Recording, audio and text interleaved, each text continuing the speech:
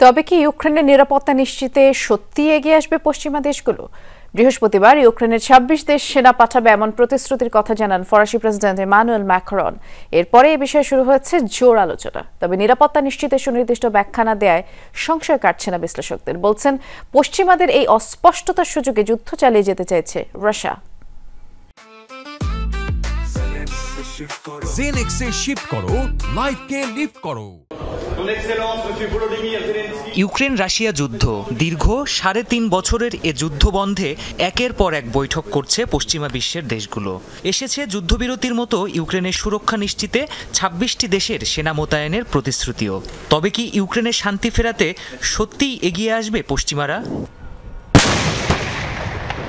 বিশ্লেষকদের ধারণা, সে পথ এখনও বেশ বন্ধুর। হু উইল ডিফেন্ড ইউরোপ বইয়ের লেখক কেইর গিলেস বলছেন, বারবার বৈঠকের পরও সুনির্দিষ্ট কোনো সিদ্ধান্তে পৌঁছাতে পারেনি এ বিষয়ে তৎপর ইউরোপের দেশগুলো। ফ্রন্টলাইনে এখনও আগের মতোই চলছে তুমুল সংঘর্ষ।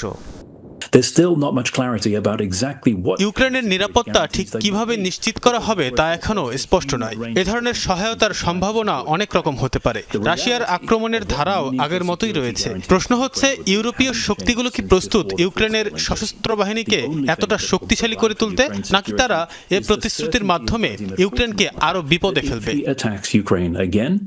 এদিকে ইউক্রেনে পশ্চিমা দেশের সেনা মোতায়েন করা হলে মস্কোর জন্য তা বৈধ লক্ষ্যবস্তু হবে বলে হুঁশিয়ারি দিয়েছেন রুশ প্রেসিডেন্ট ভ্লাদিমির পুতিন। এ পরিস্থিতিতে ইউক্রেনের সিকিউরিটি গ্যারান্টির অস্পষ্টতা রাশিয়াকে যুদ্ধ চালিয়ে যাওয়ার সুযোগ করে দিচ্ছে বলে মত বিশেষজ্ঞদের।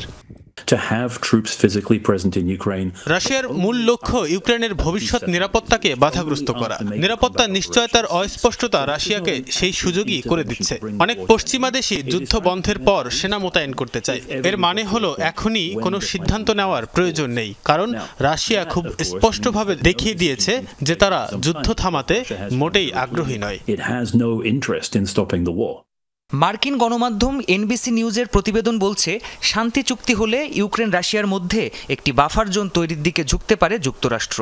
সেখানে মোতায়েন করা হতে পারে সৌদি আরব ও বাংলাদেশের মতো এক বা একাধিক ন্যাটো বহির্ভূত দেশের সেনাবাহিনী। প্রাণপ্রতিম কুণ্ডু, যমুনা নিউজ।